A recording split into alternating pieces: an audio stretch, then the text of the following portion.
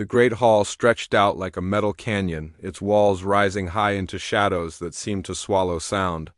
47 different species sat around the massive oval table, each delegate speaking in their own strange language while small. Devices clipped to their ears translated the words into something they could understand. The air hummed with the constant buzz of these translators, mixing alien voices into a soup of diplomatic noise. Captain Jake Morrison sat at the far end of the table, his hands folded quietly in front of him. His uniform was simple compared to the elaborate robes and armor worn by the other delegates. Next to him, Lieutenant Susan Brooks checked her tablet, making notes about the meeting. They were the only humans in the room, and everyone knew it. The humans had been part of the Galactic Council for 15 years now. 15 years of sitting at this table, listening to debates, casting votes that rarely mattered. Most of the other species still looked at them like children who had wandered into an adult conversation. Earth was new, primitive, barely worth considering when real decisions needed to be made. Chancellor Vexai called the meeting to order. The insect-like being stood nearly 8 feet tall, his forearms moving in practiced gestures as he spoke. His voice came through the translators as a crisp, official tone that carried no warmth. We gather today to address the continuing situation between the Krellian Empire and the Altarian Republic. Morrison straightened in his chair. He had been following this situation for months. The Krellians were taking over Altarian worlds one by one, claiming they needed the resources for their growing population. The Altarians were peaceful people who had never built a real military. They were being slaughtered, and everyone knew it. General Thrakmor represented the Krellian Empire. He was a massive creature covered in thick scales with teeth that showed when he spoke. His translator made his voice sound like gravel rolling down a hill. The Krellian Empire has acted within its rights, he declared. These worlds contain resources we require. The Altarians cannot use them effectively.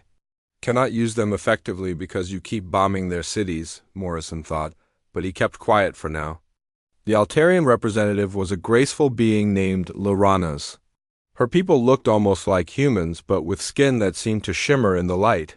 When she spoke, her voice shook with emotion even through the translator. Please, honored council members, my people are dying. Entire colonies have been wiped out. We ask only for protection, for someone to help us defend ourselves. Morrison watched as delegate after delegate either said nothing or spoke in support of the Krellians. The Zephyrian Collective worried about trade disruptions. The hegemony feared that interfering might anger the Krellians. The Syndicate claimed they needed more information before making any decisions. Finally, Morrison raised his hand. Chancellor Vexai looked annoyed but nodded for him to speak. Thank you, Chancellor, Morrison said, standing slowly.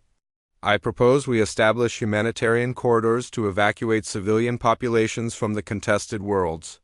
We can provide safe passage for non-combatants while the territorial issues are resolved through proper diplomatic channels. The silence that followed was heavy. Then General Thrakmor began to laugh, a harsh sound that needed no translation. The primitive humans want to interfere in matters beyond their understanding, he said. Captain Morrison, your species has been part of this council for barely a moment in galactic terms. You do not comprehend the complexities of real interstellar politics. I understand that innocent people are being killed, Morrison replied calmly. I understand that we have the power to stop it, and we are choosing not to. The human raises. A fair point, said Ambassador Kalthara from the Syndicate. Perhaps we should consider limited evacuation assistance. But her support crumbled quickly when General Thrakmor turned his attention to her. The Syndicate should remember who controls the shipping lanes in the Outer Rim, he said quietly. It would be unfortunate if those routes became less secure. Ambassador Kalthara's face went pale. She looked down at her hands and said nothing more. The vote was called. Morrison knew it was hopeless before the first delegate spoke. 1 by 1, they abstained or voted against the evacuation proposal. The Krellians had too much power, controlled too many trade routes, commanded too much fear. It was easier to let the Altarians die than to risk economic problems. When the final tally was announced, the proposal had failed by a margin of 38-2. Only the humans and a small species called the Benthans had voted in favor. Morrison stood up slowly, his face calm but his eyes hard. He began collecting his papers with careful, deliberate movements. Lieutenant Brooks watched him, then began packing her own materials. "Captain Morrison," Chancellor Vexhai said, his voice carrying a note of concern. "Surely you do not intend to leave over a single vote. The Council makes many decisions. This is how democracy functions." Morrison stopped packing and looked directly at the Chancellor. "Democracy," he repeated. "Is that what you call this? Voting to let an entire species be wiped out because it might hurt your trade profits? You oversimplify complex issues," General Thrakmer growled. "This is why humans should not be involved in galactic affairs. You lack the wisdom to understand necessary sacrifices." Morrison finished collecting his papers and tucked them under his arm. Lieutenant Brooks stood beside him, her face set in stone. They walked toward the door together, their footsteps echoing in the sudden quiet of the great hall. "Captain Morrison," Chancellor Vexhai called after them. "Where are you going?" Morrison paused at the door without turning around. "We are going home, Chancellor. Earth hereby suspends its participation in the Galactic Council." "You cannot be serious," the Chancellor said. "Over one vote?" Now Morrison did turn around. His voice was quiet, but it carried clearly through the hall. "One vote to save innocent lives. One vote to do what is right instead of what is profitable." "Yes, Chancellor, we are very serious." He looked around the room at the assembled delegates. Some looked uncomfortable, others seemed relieved. General Thrakmer was smiling. "Lieutenant Brooks and I came here believing that civilized species could work together to solve problems," Morrison continued. "We believed that advanced societies would naturally protect those who could not protect themselves. We were wrong." The door slid open behind them. Morrison took one last look at the council that had just voted to allow genocide. "We will not be part of this anymore," he said simply. "Goodbye." The door closed behind them with a soft hiss. In the great hall, 45 delegates sat in uncomfortable silence. Finally, General Thrakmer laughed again.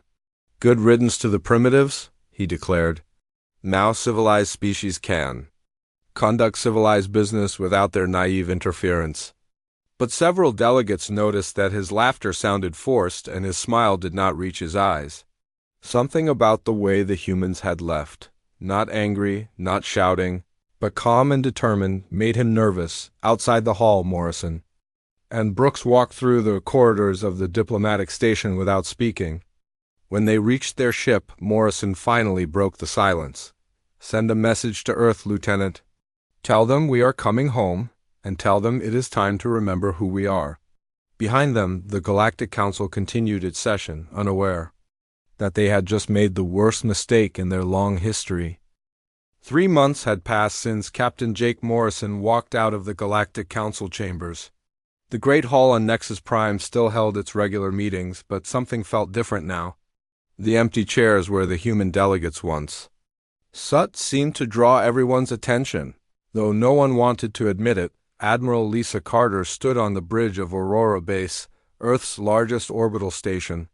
Through the massive viewing windows, she could see the blue marble of humanity's homeworld turning slowly below. Her communication console showed the same pattern every day for the past 90 days. No incoming messages from any alien species. No trade requests, no scientific collaboration proposals. No diplomatic communications of any kind. The silence was complete. "Admiral," her communications officer called out. "The Mars colonies are reporting the same thing. All alien contact has stopped. Even the automated trading posts have gone quiet." Carter nodded. She had expected this. When humanity walked away from the galactic community had decided to walk away from humanity. Most of the alien species seemed to think this was punishment enough. Cut off the humans from galactic trade and technology, and they would come crawling back within a year. They were wrong. Dr. Kevin Walsh sat in his empty laboratory on Luna Base. Just 4 months ago, this place had been full of alien researchers working alongside human scientists. His Altarian colleague Zintar had been developing new medical treatments that combined human and alien knowledge. The research could have saved millions of lives across the galaxy. Now Zintar was gone, recalled to his dying homeworld. His research? Sut abandoned on Walsh's desk, half-finished equations glowing on silent computer screens. The alien governments had ordered all their scientists to cut contact with human institutions. Collaboration was forbidden. Knowledge sharing was banned. Walsh picked up one of Zintar's data tablets. The mathematical formulas looked almost finished, so close to a breakthrough that could have helped both their species. Now it would never be completed. Or would it? On the trading station Freeport, far from any government control, Merchant Captain Elena Rodriguez sat in a crowded bar listening to alien traders complain about the human situation. These independent merchants cared less about politics and more about profit, but even they were feeling the effects of humanity's isolation. Used to be able to get good deals on human-manufactured goods, grumbled a Rigelian trader. Their quality was always better than the mass-produced stuff from the core worlds. Now they won't even answer communication requests. Maybe that's not such a bad thing, said a Zephyrian merchant. Humans were always asking too many questions. Want to know where goods came from, how they were made, who was involved in the supply chain. Very inconvenient for business? Elena kept quiet, but she noticed something the others missed. In the past month, she had seen fewer and fewer human ships in neutral space. Not because they were avoiding aliens, but because they seemed to have somewhere else to be. The few human captains she knew well enough to talk to had mentioned new routes, new contracts, new destinations that they could not discuss. Commander Ryan Miller received his new orders while his exploration ship was docked at a remote refueling station. The orders was simple but puzzling. Proceed to coordinates in unexplored space and begin deep survey operations. No alien observers, no joint missions. No sharing of data with non-human entities. This was strange. For 15 years, human exploration had been conducted in partnership with other species. Shared costs, shared risks, shared discoveries. Now humanity was going it alone, venturing into regions of space that no galactic civilization had ever bothered to explore. Miller looked at the star charts showing his new destination. It was far from any established trade routes, far from any known colonies. Why would Earth want to explore such a remote area? What were they looking for out there? Back on Nexus Prime, intelligence reports were beginning to worry some of the council members. The Hegemony spy network, usually excellent at gathering information about other species, was reporting strange gaps in their knowledge about human activities. Ambassador Kalthara read the latest report in her private chambers. Human cargo ships were moving in unusual patterns. Construction materials were being shipped to coordinates that did not match any known human colonies. Most disturbing of all, several human merchant vessels had simply disappeared from tracking systems as if they had never existed. They are building something, she told her aide. But what? And where? Her aide, a young diplomat named Veltar, looked nervous. Perhaps we should reach out to them. Offered to resume trade relations. Kalthara shook her head. Pride will not allow it. The council voted to isolate the humans. If we contact them now, it will look like we made a mistake. But privately, she was beginning to think they had made a mistake. A very big mistake. General Thrakmer was having his own problems. Krellian patrol ships near the edges of human space were reporting strange readings. Energy signatures that did not match any known human technology. Massive construction projects? That seemed to appear overnight. When his scouts tried to investigate, they found human space sealed tighter than a vault. Send in a full reconnaissance squadron, he ordered his subordinates. I want to know what the primitives are building. The squadron never returned. At first, Thrakmer assumed it was equipment failure. Space was dangerous, and even experienced crews could run into trouble. But when a second squadron vanished without sending so much as a distress signal, he began to worry. The last transmission from Squadron Leader Vector was brief and disturbing. General, we are detecting massive energy signatures throughout this system. These readings do not match anything in our databases. How did the humans build so much, so fast? Something is very wrong here. Then silence. Dr. Walsh made a breakthrough while working alone in his laboratory. The equations that Zintar had left behind suddenly made sense when combined with a new, theoretical framework that human scientists had been developing in secret. The medical applications were staggering, but they required resources and knowledge that Earth was supposed to lack. Walsh sent an encrypted message to Admiral Carter. The aliens think they took their knowledge with them when they left. They do not realize how much we learned while they were here. We do not need them anymore. Captain Elena Rodriguez finally got her answer about what the humans were doing when a group of Altarian refugees approached her on Freeport Station. Their leader, an elderly female named Siranas, spoke in broken galactic standard. "Please," she begged. "We need passage to human space. We have message for Earth government." Very important message. "What kind of message?" Elena asked. "Our people are dying. The Krellians destroy more worlds every day.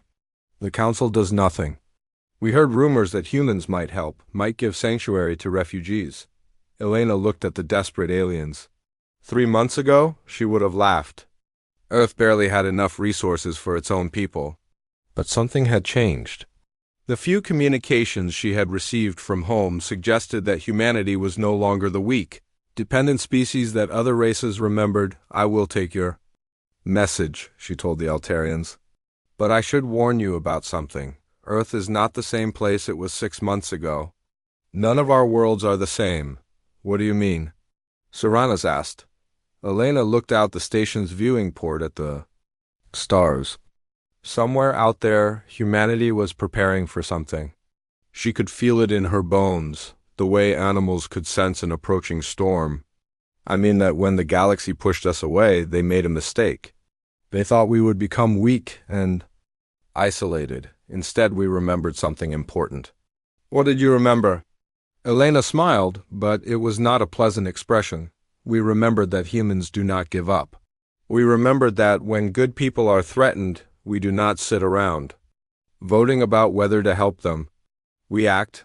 The Altarian refugees looked confused, but Elena was already planning her route home. She had a feeling that the galaxy was about to learn what humans were really capable of when they stopped trying to play by everyone else's rules. In the depths of space, far from any established civilization, massive construction projects continued. Around the clock, ships built in secret, weapons tested in hidden systems, plans made in encrypted communications that no alien intelligence service could break. The galaxy had watched the humans leave the table. Soon, they would learn what humanity had been building while they were gone. 6 months after Captain Morrison walked out of the Galactic Council, the first real signs appeared that made the galaxy's most powerful leaders break out in cold sweats. The news came from the Krellian Empire's military command, and it was the kind of news that changed everything. General Thrakmer stood in his war room, staring at a tactical display that showed empty space where his patrol ship should have been. Not destroyed space with debris and distress signals. Not space filled with battle damage and floating wreckage. Just empty space, as if his ships had never existed at all. "Explain this to me again," he growled at his intelligence officer, commander. Drokar's scales had turned a pale color that indicated fear.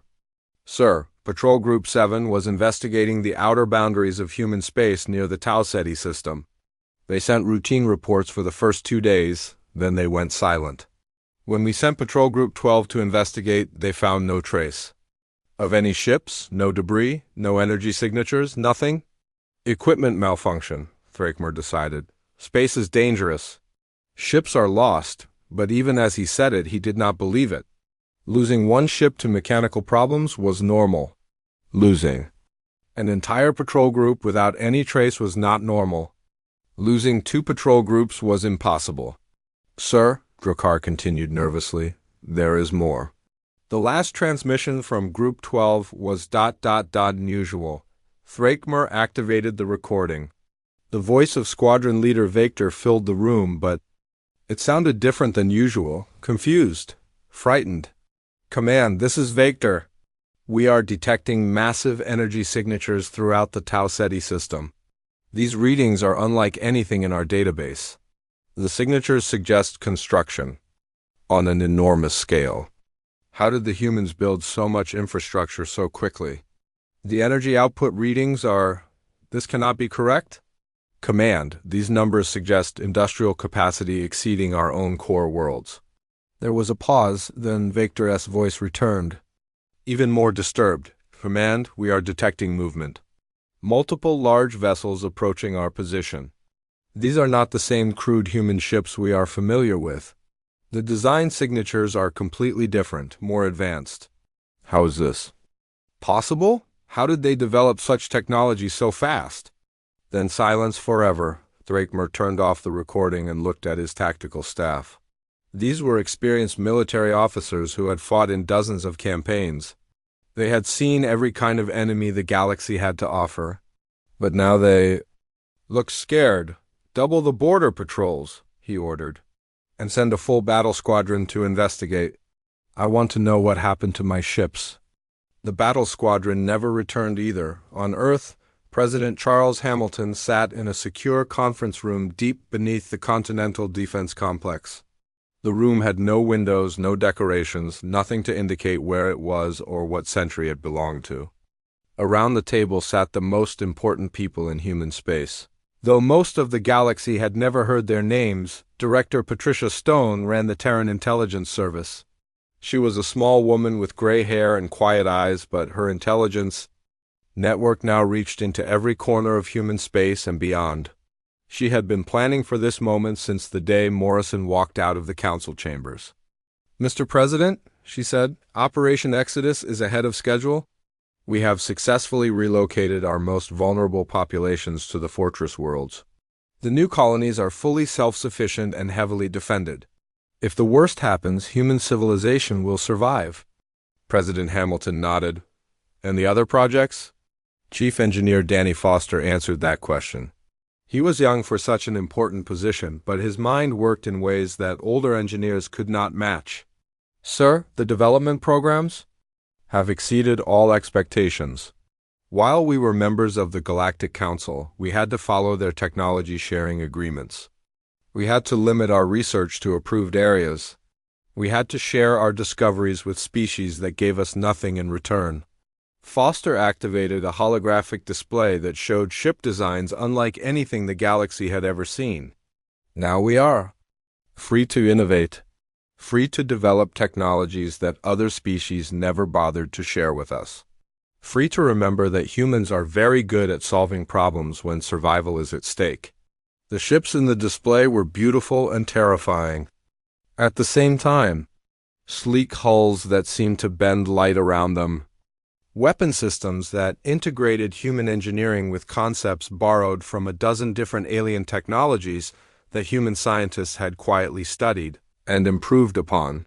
Most importantly, they were fast and efficient in ways that traditional galactic warships could never match. How many ships do we have ready? Hamilton asked. The first battle group became operational last week, Foster replied. 50 vessels of various classes, all incorporating our new technologies.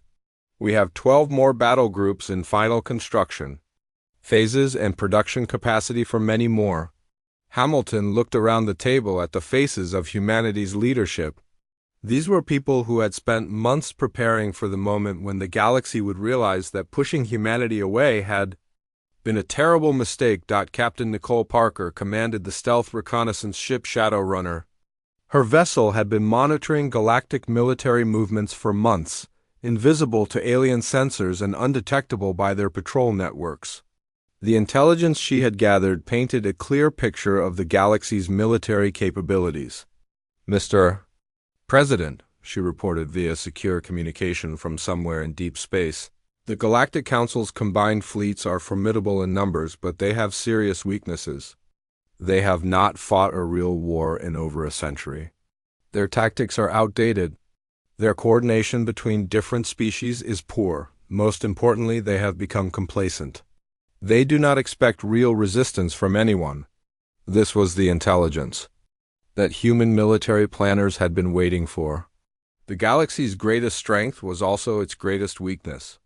The various alien species had become so comfortable with their dominance that they had forgotten how to fight against an enemy that refused to follow their rules. Meanwhile, in what remained of Altarian space, the situation had become desperate beyond description. The Krellian Empire had accelerated its campaign of conquest, emboldened by the lack of any meaningful resistance from the Galactic Council. Entire star systems fell every week. Billions of Altarians had been killed or enslaved. Loranas, the former Altarian ambassador who had once begged the Council for help, now led a refugee fleet of the last survivors of her species. Her people crowded into cargo ships and passenger vessels, fleeing from system to system as the Krellians advanced. Soon there would be nowhere left to run. From the bridge of her flagship, a converted merchant vessel called Last Hope Liranas sent out a final transmission on all emergency frequencies. Her voice carried across the galaxy, reaching every inhabited world, every space station, every ship in the void. To anyone who can hear this message, she said, the Altarian people are dying, our worlds are burning. Our children are crying for parents who will never come home. If there is mercy left in this galaxy, if there is courage left among the civilized species, please help us. We are not asking for revenge. We are not asking for conquest. We are asking for the chance to survive. The message reached thousands of worlds, millions of ships, billions of sentient beings across the galaxy. Most of them heard it and did nothing, just as they had done nothing for months. The Galactic Council had made its decision. The Altarians would die and life would continue as normal for everyone else, but the message also reached a human. Listening post hidden in the Veil Nebula, Colonel Sam Jackson commanded the human battleship Defiance, one of 48 vessels of the 1st Protection Fleet. His ship and its sister vessels had been waiting in the nebula for weeks, crews trained and weapons ready, hoping they would not be needed but prepared for the moment when they would be. Jackson looked around his bridge at the faces of his crew. These were volunteers from every human world, men and women who had signed up knowing they might never see home again. They had joined the protection fleet for one simple reason, because someone had to stand up for those who could not stand up for themselves. Navigation, Jackson said calmly. Set course for Altarian space, maximum speed. Sir, his communications officer asked, should we contact Earth for authorization? Jackson smiled grimly. Lieutenant, 6 months ago we asked the galaxy for authorization to save innocent lives. They told us no. We are not making that mistake again. Send a message to the fleet. Operation Guardian begins now. 48 human warships emerged from the Veil Nebula and set course for the dying Altarian worlds. Their hulls were painted flat black to avoid detection, their new technologies humming with barely contained power. Behind them, in hidden bases throughout unexplored space, hundreds more ships received the same message and began moving toward positions throughout the galaxy. The age of asking permission was over. The age of taking action had begun, and in the depths of space, where no alien sensors could detect them, humanity's children prepared to remind the galaxy what happened when good people were pushed too far. The first time the galaxy truly saw what humanity had become was at the Battle of Sanctuary Prime. The Krellian Empire was finishing its conquest of the last major Altarian world when something impossible happened. Ships appeared from nowhere. Admiral Connor Hughes stood on the bridge of the battleship Retribution, watching his tactical display as 48 human vessels moved into attack formation around the Krellian fleet. The enemy ships looked exactly like what they were, predators that had been hunting helpless prey for months. Big, heavily armed, designed to intimidate and destroy weaker opponents, the human ships looked different, sleeker, faster, built for precision rather than brute force. But most importantly, they moved together like parts of a single organism, coordinating their actions with a smoothness that no galactic military had ever achieved. Hughes activated his communications system, broadcasting on all frequencies so that every ship in the system could hear his words. Every ship in the galaxy, if they were listening. Krellian vessels, this is Admiral Connor Hughes of the Terran Protection Fleet. You are attacking civilian populations under our protection. withdraw immediately or face the consequences. On the Krellian flagship Dominator, General Thrakmer stared at his sensor readings in disbelief. Where had these ships come from? His scouts had detected no human fleet movements. His intelligence network had reported nothing about human military buildup in this region. Yet here they were, surrounding his forces with vessels that his computers could not identify. "Admiral Hughes," Thrakmer replied, his voice filled with the arrogance that had served him well for decades of conquest. "You are outnumbered 3-1. Your primitive technology is no match for Krellian military might. Return to your little worlds before we decide to visit them personally." Hughes looked around his bridge at the faces of his crew, men and women, from dozens of human worlds, all volunteers who had joined the protection fleet for one simple reason. They were tired of watching innocent people die while the galaxy did nothing. "All ships," Hughes said calmly into his communicator. "You are authorized to engage? Remember, we are here to protect civilians. Disable enemy vessels when possible, but do not hesitate to defend yourselves." What happened next became known throughout the galaxy as the 17-Minute War. Captain Amy Lopez piloted the fighter craft Phoenix, leading a squadron of 12 similar vessels toward the Krellian formation. Her ship looked small compared to the massive alien warships, but looks could be deceiving. The Phoenix incorporated technology that the Krellians had never seen before, based on principles that human scientists had developed in secret during the months of isolation. Phoenix Squadron engage cloaking systems. Lopez ordered on the Krellian ships. Sensor operators watched in horror as the human fighters simply vanished from their screens. Not destroyed, not hiding behind debris, but gone as if they had never existed. The fighters had somehow moved outside normal space, becoming invisible to conventional detection systems. Then they reappeared behind the Krellian fleet, delivering precise strikes to engine systems and weapon batteries. The Phoenix moved through the enemy formation like a ghost, appearing just long enough to disable critical systems before vanishing again. General Thrakmer watched his tactical display in growing panic as his ships began reporting system failures throughout his fleet. "What kind of weapons are they using?" he demanded. "Sir," his sensor operator replied, "they are not destroying our ships. They are surgically disabling specific systems. Our weapons are offline, but life support and crew compartments are undamaged. It is as if they know exactly where to strike to neutralize us without killing us." This was exactly what they were doing. Human intelligence had spent months studying Krellian ship designs, identifying weak points and vulnerabilities that could be exploited to disable vessels without causing unnecessary casualties. The humans were not trying to commit genocide. They were trying to stop one. Commander Greg Turner led the human boarding parties that secured disabled Krellian vessels. His teams moved through the alien ships with practiced efficiency, providing medical aid to injured crew members while securing weapons and critical systems. The Krellians expected brutal treatment from their conquerors, but instead found themselves receiving professional military courtesy from enemies who seemed more interested in protecting life than taking it. "Sir," a Krellian officer said to Turner, as human medics treated his wounded subordinates, "why are you helping us?" "We are your enemies." Turner looked at the alien officer with tired eyes. "You were attacking civilians. That made you our enemy. But you are no longer a threat, so now you are just another living being who needs help. That is what civilized people do." The Krellian officer stared at Turner in confusion. In his experience, victorious enemies killed or enslaved the defeated. They did not provide medical treatment and ensure the safety of prisoners. When Krellian reinforcements arrived from the outer system, they found the battle already over. 3 full battle groups of their most advanced warships had been completely neutralized by a smaller human force.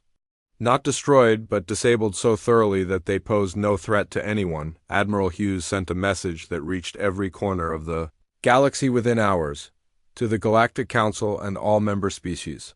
"Humanity has not forgotten our principles. We left your council chambers because we could not sit idle while innocent people suffered. Today we have demonstrated that leaving your table did not mean abandoning our responsibilities. The message continued with words that sent shockwaves. Through established power structures across civilized space, the Krellian Empire will cease all aggressive actions against peaceful species immediately. Any further attacks on civilian populations will be met with overwhelming force. This is not a request for council approval. This is a statement of fact. On Nexus Prime, Chancellor Vexhai convened an emergency session of the Galactic Council. The same assembly hall where human concerns had been dismissed now buzzed with fearful speculation. How had humanity developed such advanced technology so quickly? How large was their fleet? Most importantly, what did they want? The answers came from an unexpected source. Captain Jake Morrison requested permission to address the assembly. The same officer who had walked out of this chamber 18 months earlier now stood at the podium, but he was different. He carried himself with the quiet confidence of someone who no longer needed anyone's approval to do what was right. Honored representatives, Morrison began, his voice carrying easily through the great hall, I return to inform you of new realities that now exist in our galaxy. Humanity has spent 18 months remembering who we are and what we stand for. He activated a holographic display showing human colonies, bases, and fleets throughout previously unexplored regions of space. The scope was staggering. While the galaxy had been ignoring them, humanity had expanded its presence by incredible amounts while maintaining complete secrecy. We have established the Terran Protection Fleet, Morrison continued, comprising over 2,000 vessels specifically, designed for one purpose: protecting those who cannot protect themselves. Chancellor Vexhai interrupted nervously. Captain Morrison, surely Earth seeks to rejoin the galactic community as partners. We can discuss terms of readmission. Morrison's response silenced the chamber. Chancellor, you misunderstand our position. Humanity is not seeking partnership with an organization that votes to allow genocide as a matter of policy. We are informing you that such votes are no longer relevant. Dr. Helen Roberts, Morrison's diplomatic aide, presented the assembled delegates with something no one had expected: a formal offer of protection to any species willing to renounce aggressive expansion in favor of peaceful development. The treaty offered advanced medical technology, agricultural assistance, and guaranteed protection under human military umbrella. Within hours, 17 species requested protection treaties. Within days, 29 species had formally applied. The Altarian Republic became the first official protectorate, but they were quickly joined by smaller species that had lived in constant fear of larger, more aggressive neighbors. Ambassador Kelthara, who had once dismissed humanity's departure as irrelevant, now found her own people requesting entry into the human protection sphere. Her government's merchant vessels were being attacked by pirates that the Galactic Council refused to address. While human-protected trade routes remained completely secure, Fleet Admiral Tony Morris, commanding the massive carrier Enterprise Prime, reported that human vessels were now welcome in systems that had previously banned them. More importantly, aggressive species throughout the galaxy had quietly begun scaling back their expansion plans, unwilling to test humanity's resolve after seeing what had happened to the Krellian Empire. The transformation was swift and dramatic. Species that had once looked down on humanity as primitive newcomers now competed for human attention and protection. The galaxy had watched in terror as humans left the table, but now they were discovering that humanity had not disappeared. They had simply built a better table, one where every voice mattered and every life had value. The age of galactic politics based on fear and exploitation was ending. The age of human-led cooperation based on mutual protection and shared prosperity was beginning. 1 year after the Battle of Sanctuary Prime, Captain Jake Morrison stood in a new assembly hall on the human world of Haven. The chamber was different from the cold, intimidating space on Nexus Prime where he had once pleaded for alien lives. This hall was built with warm materials and natural light, designed to make every delegate feel welcome rather than small. 30-8 different species sat around the circular table, each one a willing member of what had become known as the Terran Protection Alliance. Unlike the old Galactic Council, where the strongest voices shouted down the weakest. This assembly operated on principles that humanity had learned the hard way. Every life mattered. Every voice deserved to be heard, and protection of the innocent was not negotiable. Morrison looked around the table at faces that would have been impossible to imagine together just 2 years ago. Altarian survivors sat next to former syndicate merchants. Reformed pirates worked alongside peaceful researchers. Species that had once lived in terror of their neighbors now participated as equals in decisions that affected the entire galaxy. Dr. Helen Roberts called the session to order. As Director of Alliance Affairs, she had helped design the new system of governance that made such cooperation possible. We gather today to address the formal request from the Galactic Council for renewed diplomatic relations, she announced. The request had arrived 3 days ago, carried by Chancellor Vexhai himself. The proud insectoid leader who had once dismissed human concerns now waited in a guest facility on Haven, hoping for an audience with the people he had once considered primitives. Ambassador Lirinas, representing the rebuilt Altarian Republic, spoke first. Her people had grown from a handful of refugees to a thriving civilization under human protection. The Galactic Council had the chance to save my people. They chose not to act. Why should we trust them now? The question sparked discussion around the table. Other delegates shared similar stories. The Benthan Collective had been ignored when they reported slavery in their sector. The Rigelian free worlds had been abandoned when pirates destroyed their trade routes. The Tau Centauri Federation had watched their colonies burn while the Council debated whether intervention was cost-effective. Morrison listened to each story with the same careful attention he had given to galactic politics for years, but now he was listening as the representative of the strongest military force in known space, rather than as a supplicant begging for scraps of justice.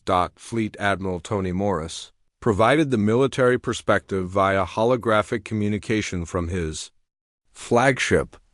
Mr. Morrison, our intelligence indicates that several former Council species are experiencing internal problems. The Krellian Empire is facing rebellions on a dozen worlds. The hegemony is struggling with economic collapse. The Dominion has lost control of 3 entire sectors to independence movements. This was the reality that the old galactic order had tried to ignore. Systems built on oppression and fear were inherently unstable. When the oppressed realized that protection was available, they stopped accepting their suffering as inevitable. Morrison stood and walked to the large viewing window that showed Haven's peaceful cityscape below. Human and alien children played together in parks that had been designed to accommodate dozens of different physiologies. Altarian crystal gardens grew next to Terran oak trees. Benthan meditation circles were built alongside human recreational facilities. The Council wants to negotiate, Morrison said, turning back to the assembly. They want to discuss terms for humanity's return to galactic politics. They do not understand that we never left galactic politics. We simply refuse to participate in their version of it. Dr. Sarah Martinez, the Alliance's chief scientist, presented her latest report on technological development. Our research partnerships have produced advances that would have been impossible under the old system. Altarian biotechnology combined with human engineering has eliminated 17 different diseases. Benthan mathematics integrated with Rigelian physics has opened new possibilities for faster-than-light travel. When species cooperate instead of compete, everyone benefits. This was perhaps the most threatening aspect of the Alliance from the old Council's perspective. Not only had humanity built a military force capable of challenging any galactic power, they had also created an economic and technological partnership that was making the Council's trade networks obsolete. Captain Elena Rodriguez, now serving as Alliance Trade Coordinator, provided the economic data that explained the Council's desperation.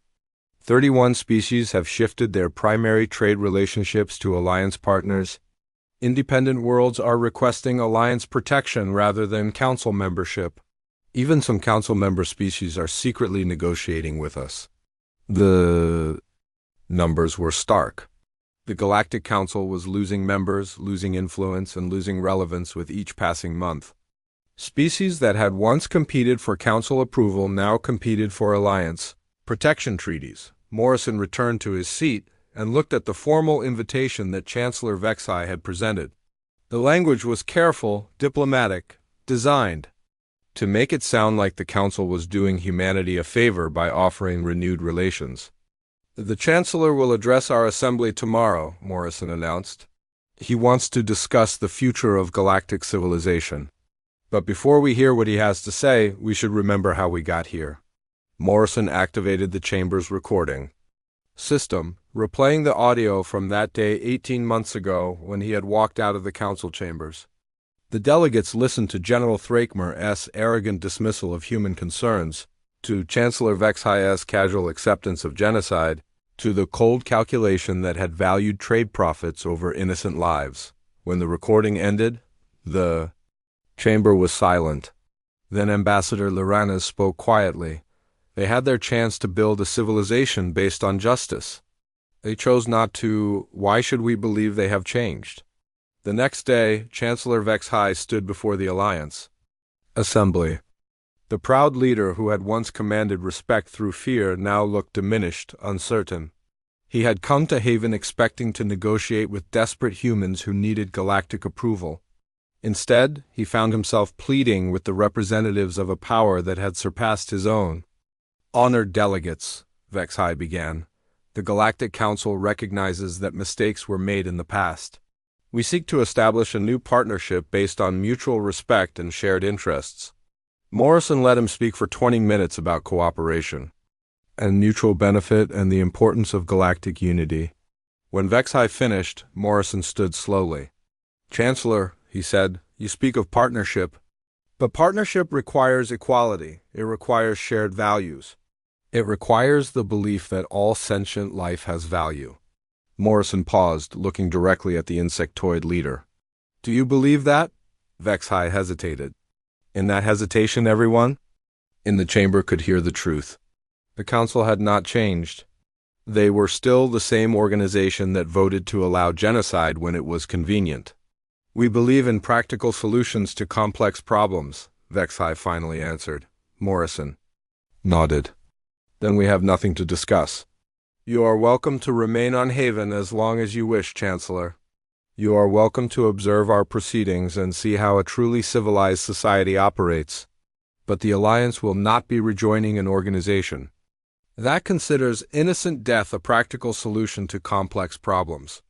Morrison looked around the chamber at the delegates who had chosen hope over fear, cooperation over domination, protection over profit. "This assembly will continue its work.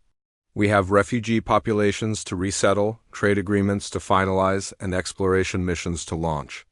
We have civilizations to build and lives to protect."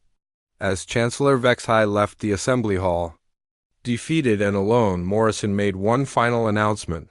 The galaxy watched in terror as humans left their table. They thought we would become weak and isolated. Instead, we remembered who we are.